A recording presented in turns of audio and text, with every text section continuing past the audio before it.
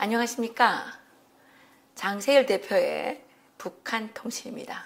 아주 따끈따끈한 북한 소식들을 전해주고 계시죠. 금강마을 펜션 대표로 활동하고 계십니다. 대표님 안녕하세요. 네, 안녕하세요. 장사 잘 돼요? 네, 좀 내용을 많이 해석하고 이제 여러 번 얘기를 했는데 그래도 손님들이 봄철 맞으면서 좀 늘고 있습니다. 제가 저번에 가보니까 아주 시설이 깨끗하고 또 뭐 여러 가지 좋더라고요. 그 옆에 또 뭐 카페도 아주 많이 카페가 고급 많이 카페가 됐어요. 많이 들어섰던데요. 그렇죠. 그러면 뭐 연인들이 뭐 데이트를 하러 많이 오는 건가요? 그렇죠. 그러니까 이게 함호동촌이라고 이제 큰 캠핑장이 있고 그 해수욕장 그리고 만이산이 많기 때문에 커플들도 많이 오고 이런 이제 산악 동호회라든가 그런 분들이 많이 오는 거죠. 제가 보기엔 멀지 않아 장 대표께서 부자가 될 것 같은데. 어쨌든 그 돈을 좀 벌어야 우리 장 대표께서 여러 가지 중요한 활동들을 할 수가 있습니다. 이 북한 정보 하나하나 가져오는 게 이게 다 생명을 거는 일이고 정말 돈이 많이 들어갑니다. 우리 장 대표님 많이 도와주시기 바라겠습니다.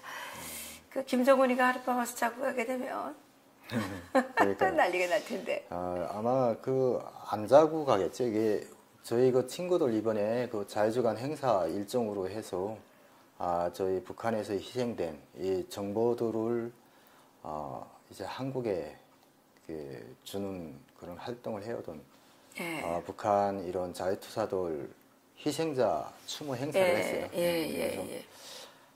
참 그래도 이게 뭐 펜션이라기보다는 그 친구들 좀 영원히 깃든 곳이라고 그렇게 좀 봐주시면 좋을 것 같아요. 대표님 요즘에 지금 세상이 한마디로 말해서 전광석화 같은 세상이에요.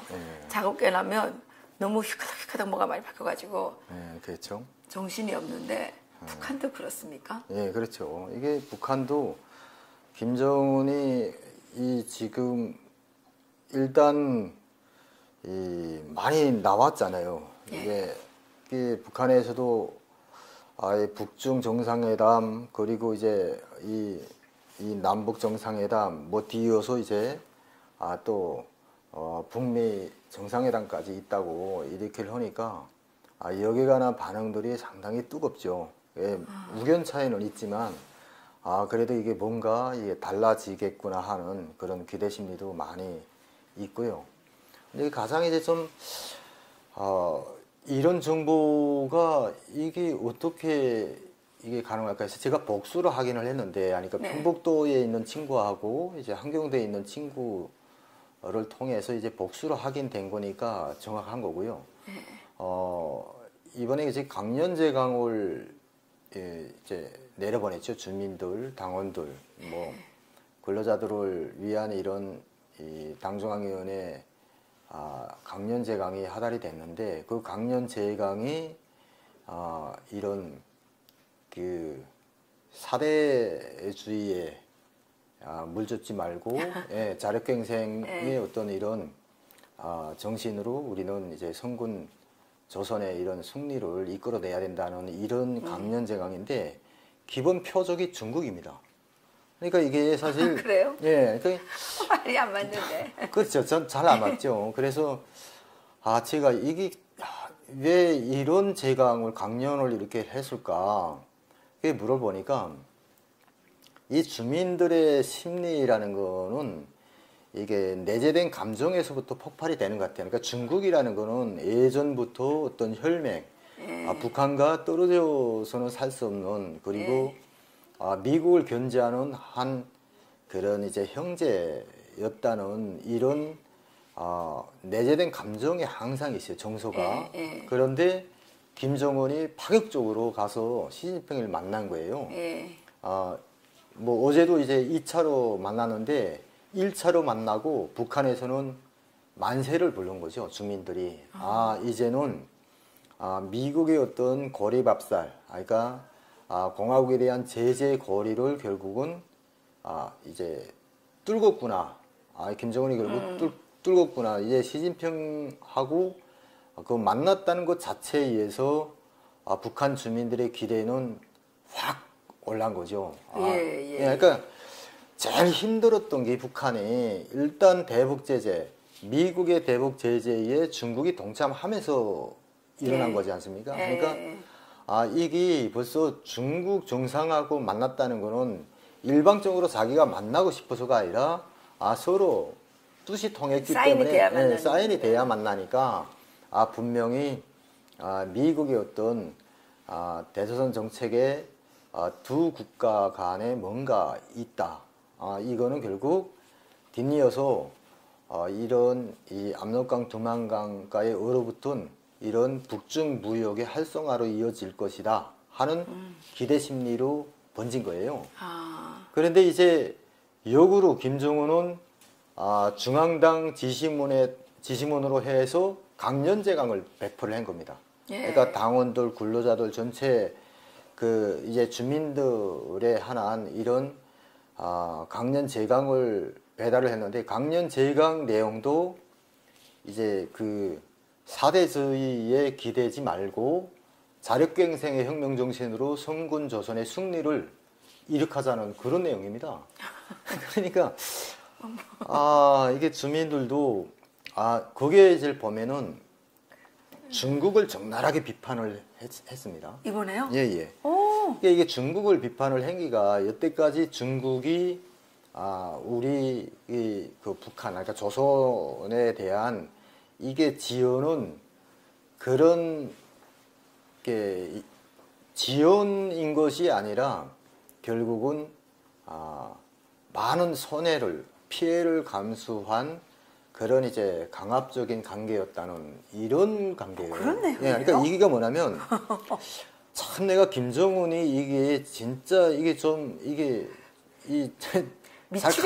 가늠이 안 가는 거죠. 미치광이 전술을 쓰는 장성특위 때 진짜 이 북중 간의 이런 이 무역 관계는 정말 있을 수 없는 그런 강압적인 이런 관계였다고 김정은이가 못 박아서 비판한 적이 있어요. 장성택일 그렇죠. 때도. 그러니까 이런 뭐 석탄이라든가 이런 강석자물들 다 이제 뭐 철강석이요, 금강석이요 다 가지고 가면서도 중국이 우리한테 대체 해준 게 뭐냐 하는 식으로 김정은이가 그랬어요. 장성택일을 때리기 위해서 결국 그 카드를 들은 거예요. 장성택일과 북중 관계에서 결국 우리 인민에게 해준 게 뭐냐. 이런 식으로 때리면서 중국을 압박을 한 거죠. 그리고 장성택이가 있을 때 장 부장과 중국과의 모든 무역 협조정을 백지화를 해버렸습니다. 하고 그때 대담하게 중국에서 유치받았던 그러니까 우리가 물어야 될 돈은 대담하게 물어라. 근데 돈이 있습니까? 돈은 없는 거예요. 그래서 그때 이제 손해본 중국 무역들이 많았거든요. 기업들이. 근데 그것 때문에도 결국은 이 대북 제재에 동참을 할 수밖에 없었다. 이런 그 내부 이 통신은 있습니다만 참 이번에 다시 중국을 이렇게 두들긴다는 거는 시진핑을 다시 한번 이런 좀 자국을 할 수 있는 이런 부분인데 왜 중국을 견제하는 이런 강연제강을 전체 주민들에게 배포를 했을까? 어느 날 내보내는 그러니까 이제 한 일주일 정도 어제 제가 통신을 받은 거니까 한 그러면 일주일, 뭐 그렇죠. 그러니까 남한 만나고 문재인 남한 만난 다음에 간 거예요. 돌아가서 금방 내려보냈군요. 그래서 거기에서 이런 남북 관계에 관해서는 내가 어떻게 얘기가 됐냐 강연에 그러니까 지금 이게 우리 민족끼리 이런 그 자주적인 자립적인 경제 토대에 궁구할 때만이 우리는 이기가 뭐냐면 남북의 경제 협력을 전제를 한 거예요. 근데 북한은 혼자서 절대 자립적인 경제 기반을 가질 수가 없거든요. 그러니까 이게 사실은 북한 주민들에게 이렇게 주는 메시지가 제 생각입니다. 단순 생각인데 거기서는 딱 찍진 않았지만 중국을 견제를 했다는 것 자체는 북한은 아무리 북한 주민들은 뭐 이제 남북 관계가 이렇든 저렇든 적대국으로 수십 년을 살았기 때문에 적대적인 정서가 강합니다. 그런데 중국과는 예전에 뭐 앞서 얘기를 했지만 친맹 관계로 미국을 견제하는 한 동맹국 내지는 이제 형제국으로 항상 알았기 때문에 이런 친화적인 정서가 있거든요. 그러니까 이 중국 정상하고 만나자마자 중국에 대한 기대 심리가 확 확산이 되니까 김정은의 심리로서는 사실 이거는 아닌 거예요.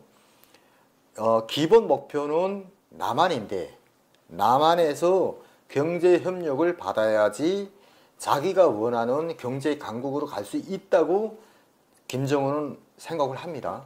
그런데 주민들은 적대적 정서 때문에 아직 남한에 대한 이런 그 기대 심리는 아직 부풀질 않고 오직 중국에만 기대는 이런 심리예요. 그래서 그거를 차단을 하느라고 김정은이 이번 강연제강을 배포한 것 같습니다. 제 생각에는. 네, 참, 거기에서 이제 뭐 강하게 때린, 그러니까 사실 50년을 채굴권을 줬습니다. 원래 무상강산도. 이것도 재검토를 해라. 지금 대경제성에 다 지시가 떨어졌거든요. 그러니까 중국 쪽하고 조율을 합니다. 자, 채굴권. 사실, 그런 그 제한이 될 수밖에 없는 상황은 자, 50년 기간만큼은 채굴권을 가져가는 조건에서 무상강산에 대한 모든 건자재 내지는 연료 공급을 전적으로 한다 했던 이 기존의 협약 내용을 완전 폐기를 하고 중국이 일단 제지를 했었잖아요. 그러니까 이런 이 북한 사람들도 그럴 때 정말 아픈 조건이지만 이런 그 채굴권을 줬었는데 중국에서 이거를 백지화를 하고 제재를 하다 나니까 북한이 지금 어려운 상황에 들어갔다. 그래서 지금 제가 이번에 그 김정은이 시진핑을 또 찾아갔다는 그 자체는 시진핑은 유엔의 어떤 대북 제재에 의해서 아직도 중국의 입장에서는 견제하는 그런 차원인 것 같습니다. 그러니까 아직도 지키는 이런 차원입니다. 그러니까 그럴 때 1차 정상회담 때 많은 북한 무역기관들이 중국에 나왔습니다. 네. 그럴 때 그랬었잖아요. 정말 노숙을 하는 정도로 지금 뻗대면서 심양이나 뭐 대련이나 연길이나 이런 혼준 쪽에 사람들이 다 나왔거든요. 그런데 이제 중국 쪽에서 길을 열지 않은 거예요. 그러니까 일단은 북한 쪽에서 중국에 물어야 되는 이런 돈은 가져갔지만 물어야 되는 이런 모든 물자들은 들어갔습니다. 그때 1차로 들어갔는데 그 이후에 물이 열린 게 아니고 지금 아주 작게 지금 중국이 포섭을 하는 조건이 있거든요. 그러니까 이거를 진짜 그 해결을 위해서 들어간 게 아니냐. 사실 미국과의 이談판도요. 김정은에게는 내 뒤에는 그래도 중국이 있다 하는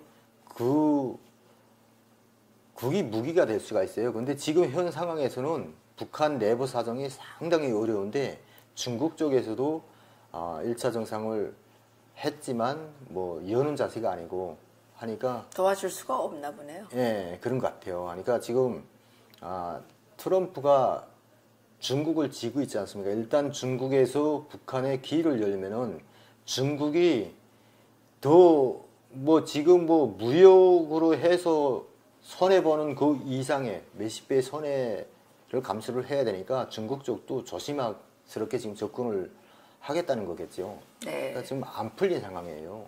그래서 그것 때문에 가지 않았을까.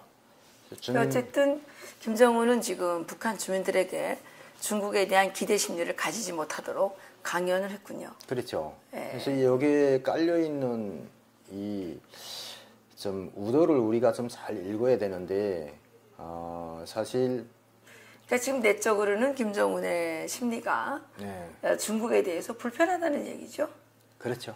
예, 그거를 어제 또 찾아갔지만 어제 찾아간 거는 글쎄 모르겠습니다. 오늘 시진핑이 아마도 일본에 가서 한중일 정상회담을 할 건데 지금 이걸 좀 봐야 되지 않을까 싶어요. 문재인이가 한일 회담을 통해서 아베 총리에게 김정은을 자꾸 만나라고 부추기고 있는데 여기에 대한 어떤 시진핑의 도움을 얻고자 만났을 그렇죠. 수도 있고요. 어쨌든 분명한 거는 김정은이가 돈이 필요하다는 사실인 그렇죠. 것 같습니다. 네. 참 내가 이게 김정은이 이게 정말 뛰어난 도박 프로라는 생각이 왜 드는가 하면 일단은 시진핑은 이게 북중구역이라는 게 거의 사천리가 이게 국경 연선이잖아요. 이거 중국의 눈과 귀가 거기는 다 뚫려 있다고 봐도 과언은 아닙니다. 전체 주민에 한한 이런 강연 제강을 이 전국에 배포를 했다는 거는 시진핑을 만나기 전에 시진핑이한테 뭔가 메시지를 보내고자 한 거예요. 이게 뭐냐면 자 일주일 전에 이 강연 제강을 배포를 해서 다음은 중국 정보국은 북한에서 우리 중국에 대한 이런 비판적인 강연 제강을 하다를 했다. 통보를 했다. 시진핑이 봤을 거 아닙니까? 그런데 만났어요. 다음에는 시진핑이하고 상당히 어쨌든 껄끄러운 대화가 있었을 건데 그래도 김정은은 먼저 던지고 간 거예요. 나는 중국을 북한 인민은 그리고 나 자신도 절대 안 믿는다. 그러면서 또 간 거잖아요, 지금. 이게 참 수수께끼인 거예요. 그러니까 이게 시진핑한테도 자, 우리한테 너희 보이려면 진짜 친맹국으로서 혈맹국이라는 이 진실성을 제대로 보여라. 이런 압박인 거예요. 사전에 중국에 대한 이런 사대매국을 하지 말라고 당원들과 근로자들에게 몽땅 배포를 하고 재논 수장으로 간 거예요. 그러면은 시진핑한테도 자, 우리는 이제는 이 길이 열렸다.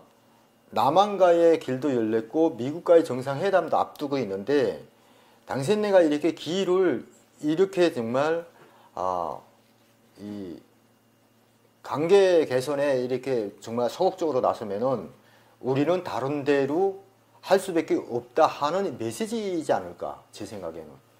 네, 지금 어쨌든 김정은의 위험한 줄타기 고개가 시작된 거죠. 네.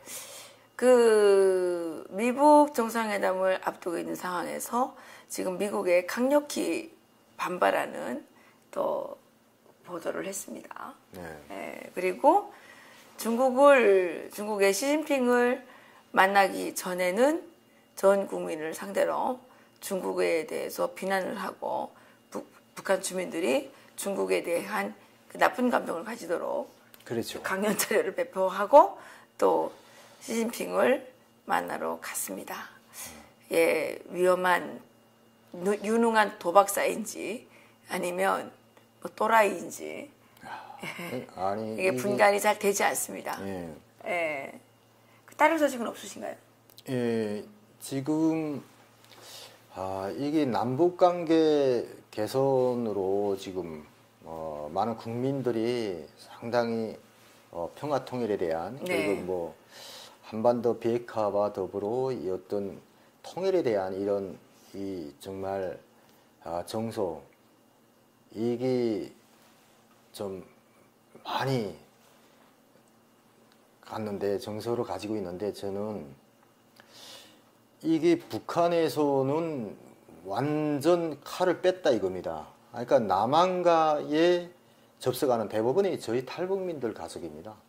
그러니까 탈북민들과 연계됐던 가족, 뭐 친지 그리고 뭐 이 동료들 이런 사람들이 국경 연선에서 저희들과 연결을 해서 성금도 하고 그리고 정보교환도 하고 이랬었잖아요. 그런데 예전에 제가 이 예란 TV에서 보이브에서 이 보안성 포고문이 떨어지면서 더불어 이제 국가안전보위부는 적선 이 남한과 이 연계되어 있는 이런 적선 네트워크를 청산을 한다 하는 그런 충성 경쟁을 동시에 벌린다는 얘기를 했었어요. 그래서 그때 국경연선에서 전화 연결을 하던 그런 70여 명의 이런 통신원들을 다 그 체포 구금을 했다는 얘기를 했었는데, 참 이번에 또 들은 소식에 의하면은 예전에는 군 보위부, 구역 보위부 내에서 처리가 됐습니다. 이게 뭐냐면 한경북도 무산이라든가 해산이라든가 이런 데를 가면은 시 보위부, 구역 보위부, 군 보위부 이런 데가 있죠. 그러니까 이 군 보위부에서는 위에 사인을 받아서 처리를 합니다. 이런 사람들이 이렇게 해서 전화 통화를 뭐 했다 해서 불법 이 핸드폰 소지자들에 대한 처리 사항을 보고드립니다 해서 도로부터 해서 중앙 비준을 받아서 자체 내로 처리를 했어요. 그러니까 이게 국가안전보위부의 구성을 놓고 보면은 구역보위부, 군보위부는 정치범 수용소 내지는 간첩으로 최종 때릴 수 있는 그런 입법기관이 없습니다. 그러니까 이게 도보위부쯤 돼야 도보위부에는 일단 반탐초, 예심초가 있습니다. 그래서 이게 도보위부에 중앙국가안전보위부 검사부가 있거든요. 그러니까 검사부 사람들이 도보위부 예심초에 내려와서 예심 자료를 검토를 하고 국가안전보위부 63조 이게 반국가 범죄입니다. 그러니까 이게 그 국가 반역죄입니다. 국가 반역자에 의해서 정치범 수용소로 보내든가 아니면은 사형 이렇게 그 처리를 하는데, 지금 군 보위부, 구역 보위부 이런 국경 연선에 있던 지방 보위부에 체포되어 있던 적선 연계자들, 그러니까 이게 불법 핸드폰 소지자들을 몽땅 도보위부로 압송이 된 거예요. 그건 그만큼 이 사람들의 범죄 행위가 가볍지 않고 무조건 엄하게 때리라는 지시문이 있은 겁니다. 그래서 이 사람들은 도보위부에 들어가서 예심초에 들어가면요 무조건 정치범 수용소 아니면은 사형입니다. 가장 이제 이 엄한 처벌 대상으로 되는 거죠. 휴대전화 한 개. 그렇죠. 이게 참 이 대한민국 국민들이 알아야 되는 게 이런 거죠. 지금 뭐 청와대하고 북한의 그 김정은 주석궁전하고 남북 정상 이 한 라인 그 전화가 개통이 됐다고 하죠. 하는데 자기들은 이렇게 한 라인으로 통화를 하면서 북한 주민들이 뭐 특별한 뭐 나쁜 전화도 하는 것도 아니고 먹고 살기 위해서 돈 좀 보내달라 뭐 이런 정도의 전화를 하는데, 이런 전화 한 것을 가지고 이렇게 체포를 해서 고문을 하고 처형을 하고 뭐 최근에 다른 데서 들은 얘기로는 현장에서 들키면 그 자리에서 이렇게 즉살시키라는 이렇게 즉각 그 청사를 하는 그런 그렇죠. 지시도 내려왔다고 이렇게 하네요. 그러니까 이거는 뭐 평화 분위기가 아니죠. 그렇죠. 뭐 한국은 평화로울지 모르지만 한국도 뭐 평화롭진 않죠, 사실. 그런데 북한은 더욱더 총소리가 많이 울리게 됐다는 거죠. 과연 이러한 상황을 평화라고 이해를 해야 되는지 모르겠습니다.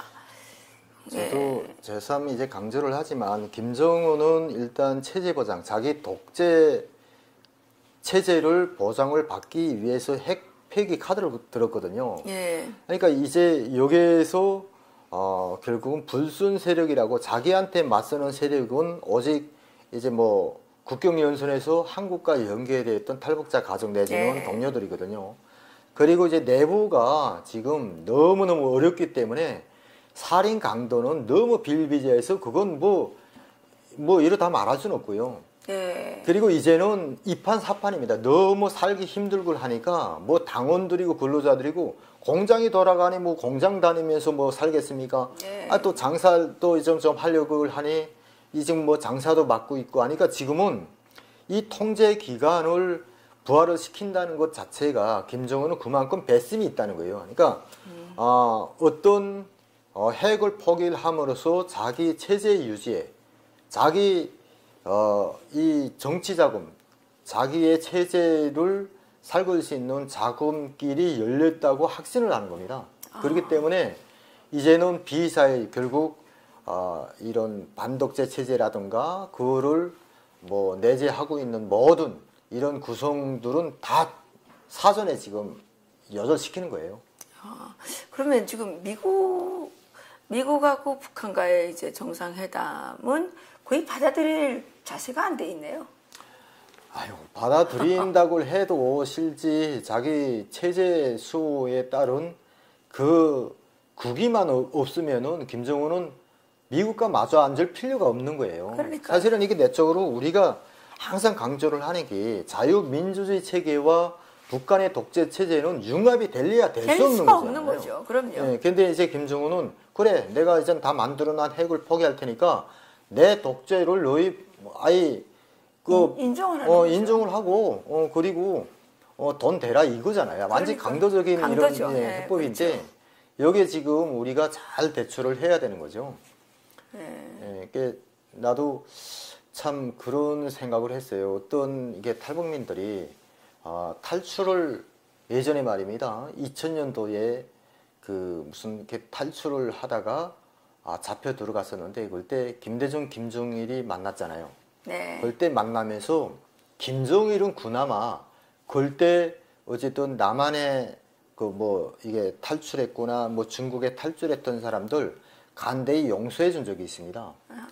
그런데 지금은 완전 180도입니다. 무조건 쏴 죽이고 탈북자들 탈북 현장에서 쏴도 무방하다 했잖아요. 전번에 해산에서 그랬죠. 탈출을 하던 모네오 중에서 그 어머니가 살해당하는 네, 그 동영상도 이제 나왔는데 나온 적 있어요. 예. 그렇죠. 그러니까 그 정도로 지금 참 이게 어디서 나온 이런 이게 자부심인지 이게 김정은이 왜 이렇게까지 정말 이게 남북 간의 무슨 이게 협력이라는 것 자체가 무색할 정도로 탈북자 가족끼리 송금이라든가 전화통화로 아예 정말 안부 소식 잠깐 전하는 것도 무작위로 잡아서 아예 치니까 이거는 결코 남한과의 어떤 이런 뭐 평화적인 남한과의 무슨 약속이 있었을까요?